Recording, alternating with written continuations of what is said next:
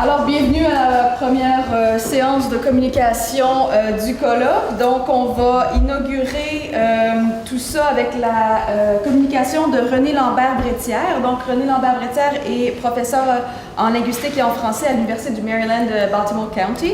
Elle se spécialise dans la relation qu'entretiennent la langue et la culture, ainsi que dans la documentation et la description des langues non indo-européennes, dont l'Innu.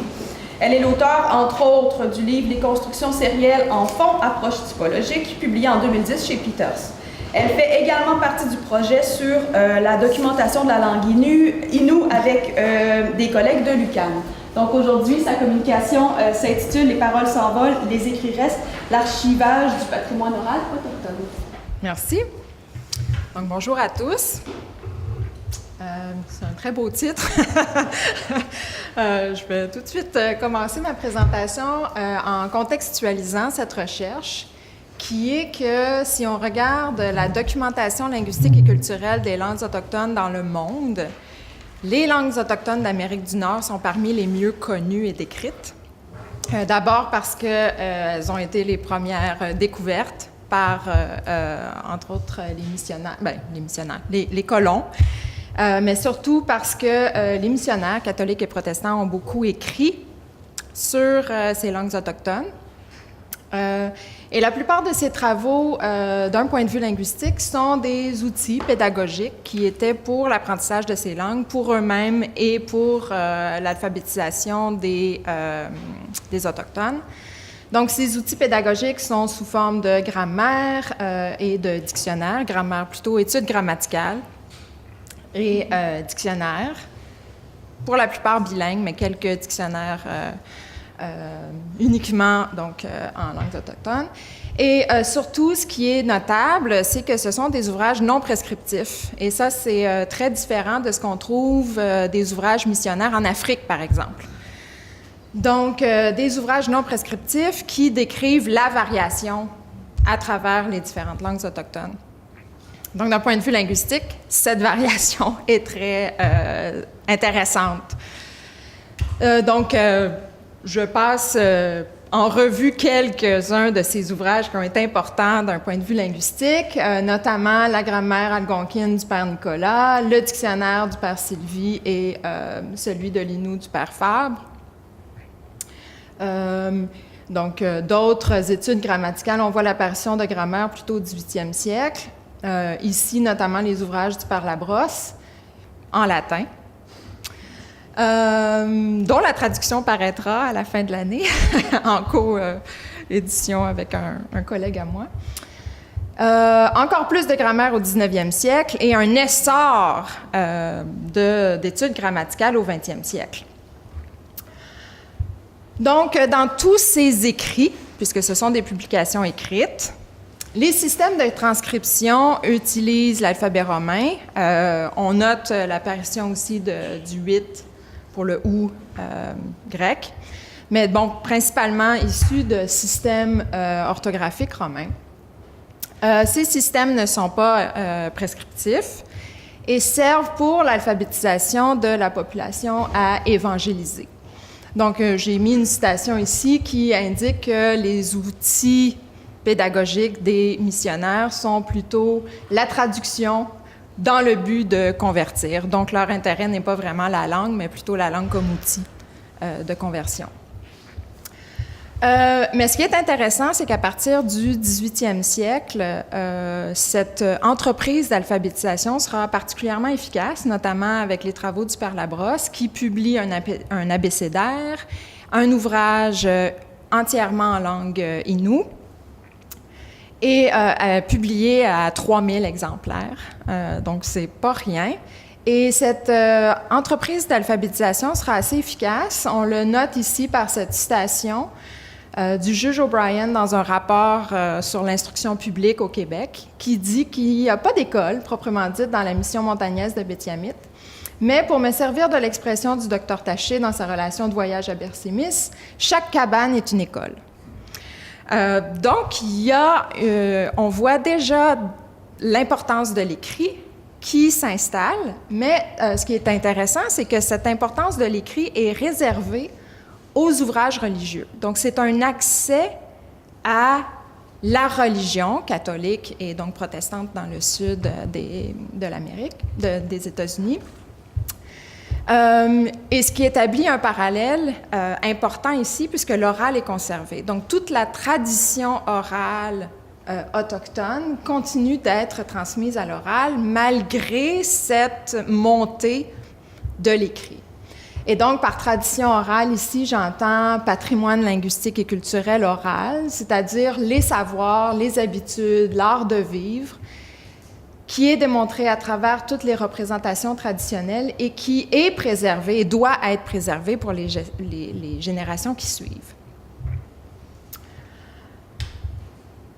Évidemment, cette situation change avec l'instauration de l'instruction publique obligatoire en français, qui met un frein à cette première alphabétisation autochtone qui était, somme toute, assez, pardonnez-moi le mot, parce que c'est pas tout à fait juste, mais inoffensive pour la tradition orale.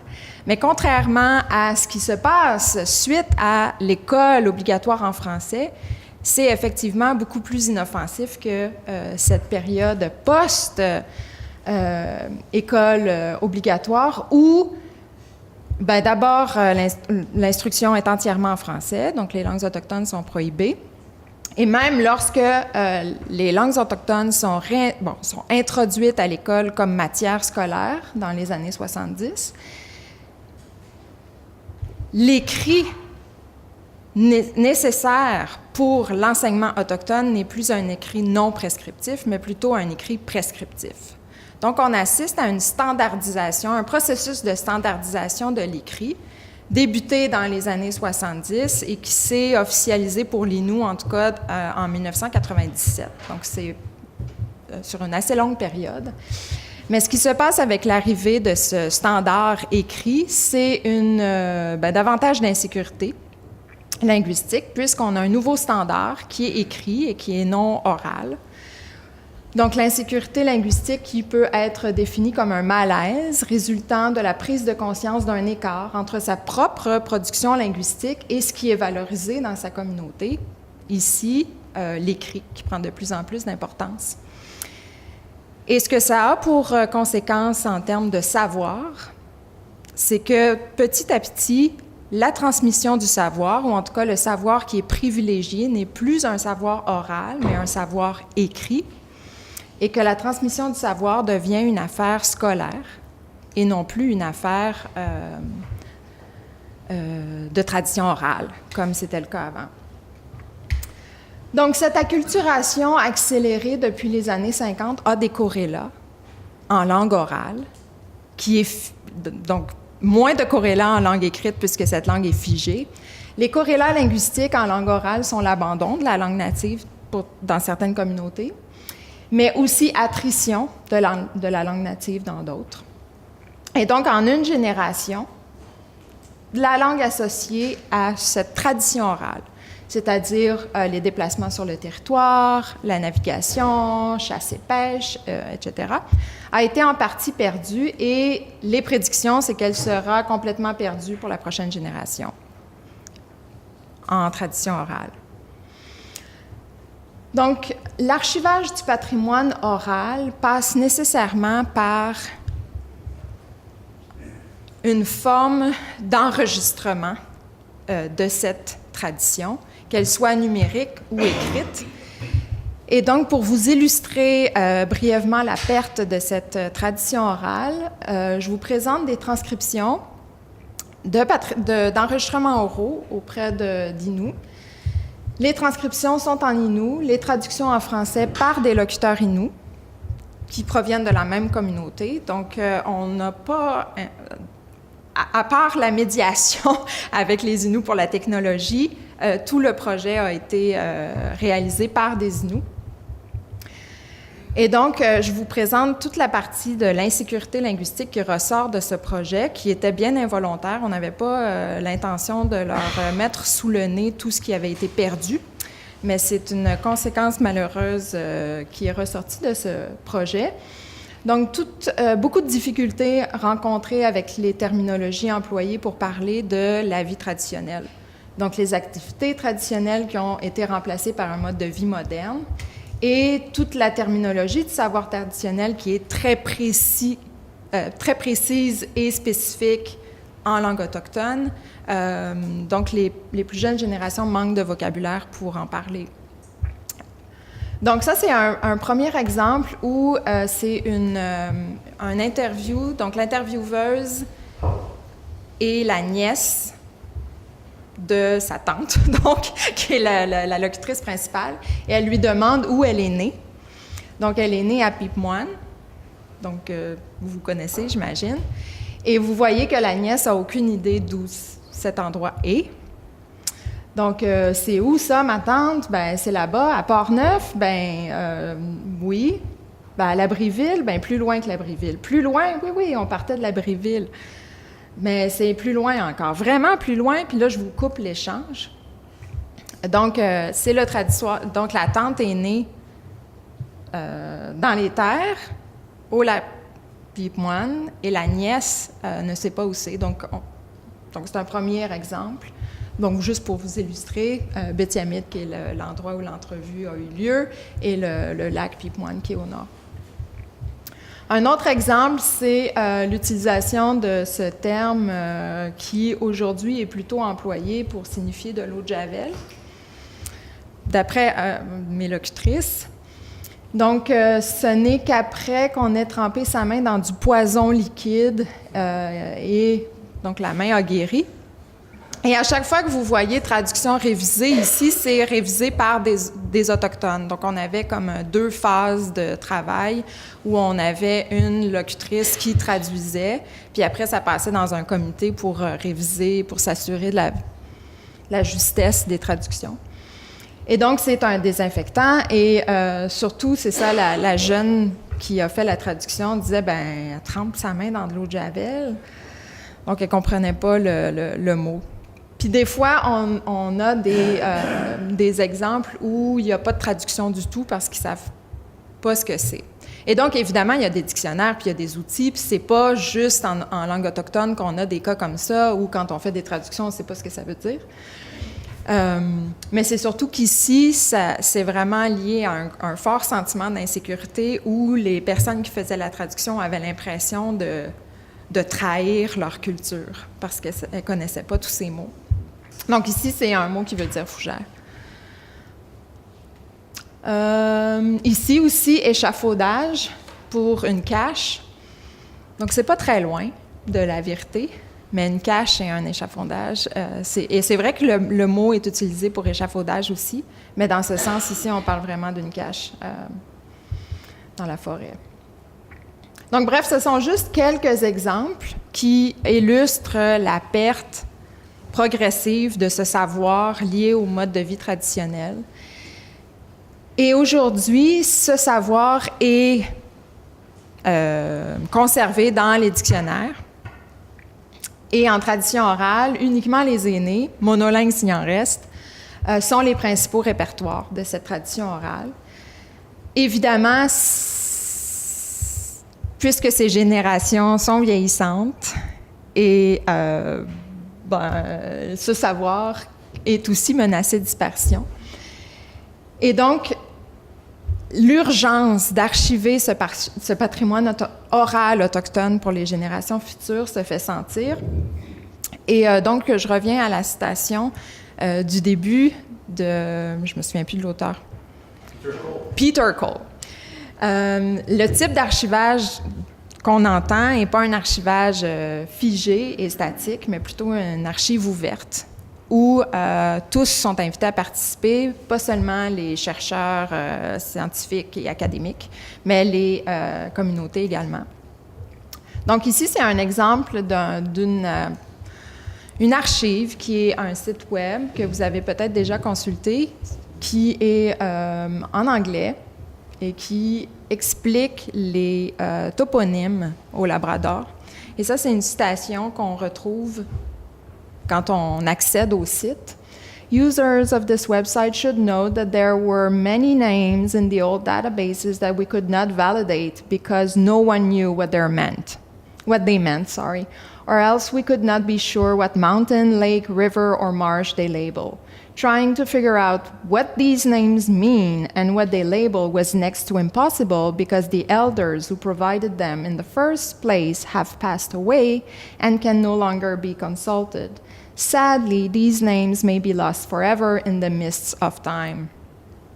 Donc ici, on parle des toponymes, mais cette citation pourrait très bien s'appliquer à quantité de savoirs oraux et traditionnels. Donc, cette recherche fait partie d'un projet plus large de documentation linguistique de la langue Innu, qui est dirigé par l'INDRAPO, mais qui est en partenariat avec Tsakabesh. Et d'autres, on avait parce que le projet est terminé, il y avait des observateurs à Atikamekw aussi dans le projet. Donc, il y a pour objectif la constitution d'un corpus numérique. Donc, c'est une archive numérique, mais ouverte et basée sur l'oral. Au départ, l'oral, mais l'idée, c'est d'aussi avoir des vidéos. Les enregistrements sont traduits et segmentés à l'aide de... Bon, je vous passe la logistique ici, mais bref, on a des outils qui existent pour apparier la transcription, les traductions et l'interalignement linguistique. Donc, l'outil en question où chaque segment audio est apparié avec la traduction. Donc, le texte n'est pas... Donc, l'écrit n'est pas délocalisé par rapport à l'oral, mais l'oral vient avec l'écrit en une seule et même interface. Donc, la transcription en Innu, le segment audio. Et donc, ça, c'est l'interface plus linguistique où chaque segment audio est transcrit, fait partie d'un texte où on voit l'interalignement linguistique. Donc, toutes les connaissances plus associées à l'analyse linguistique de la langue en font partie, donc la traduction des mots. On a des bases de données lexicales, des bases de données morphémiques pour les conjugaisons, pour, par exemple, à Betty-Amit, le ton bas, sur la perte des voyelles A finales. Ouais. Et à chaque fois, on peut récupérer l'audio. Donc, le texte n'est pas, encore une fois, séparé de son contexte initial. Donc, l'urgence de la mise en place d'une infrastructure standardisée, donc ici standardisée pour l'infrastructure, pas pour la langue, et pérenne, pour documenter les langues autochtones et liées au contexte accéléré de disparition des langues de tradition orale à travers le monde. Donc, cette entreprise pour l'Innu fait partie d'une entreprise globale liée à cette urgence de documentation. Et l'objectif est de mettre en place un registre complet, donc une archive digitale de pratiques linguistiques et culturelles, qui ne serait pas figée dans le temps, mais dynamique, et qui a pour but de documenter et d'écrire la langue, d'assurer sa conservation à long terme en offrant l'accès à un large corpus d'enregistrements oraux et vidéo, transcrits et annotés dans des formats exploitables aussi bien par les locuteurs que par les spécialistes. Et évidemment, soutenir les locuteurs dans leur effort et leur volonté de maintenir et de promouvoir leur langue. Donc, les défis de l'archivage, qui est une... effectivement, l'archivage est un défi, surtout ce type d'archivage, il n'existe pas sous cette forme aujourd'hui. Il y a de telles archives qui existent en Europe.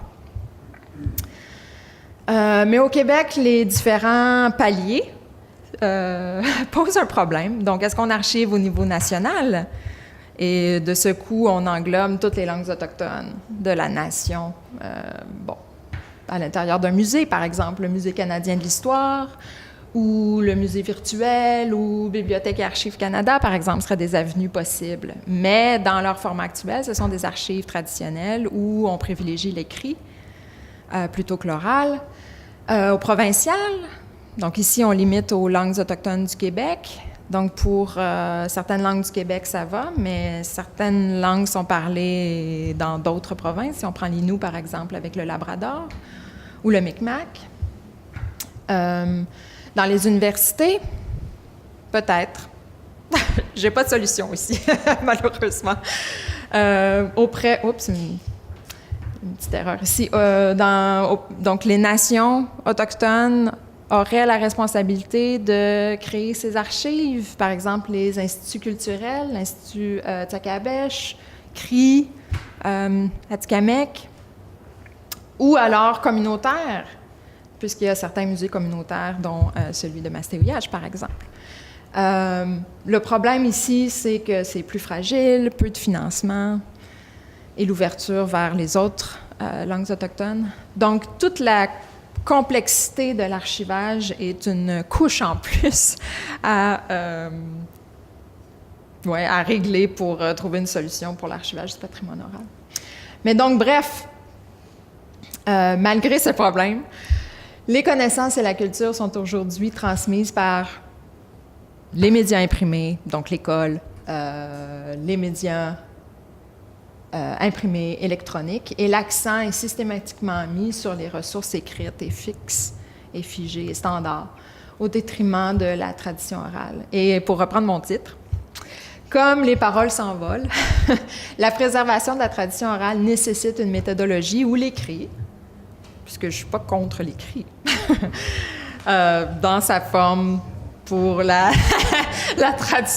transcription, la traduction et les annotations, occupe une place prépondérante. Et ici, je cite Anne-Marie Barabi dans un article de 2011 qui dit « L'écrit offre la possibilité de constituer des archives qui permettront de conserver la tradition, la mémoire pour les futures générations et de garder des traces du passé. » Donc, l'avenir nous dira si cette entreprise est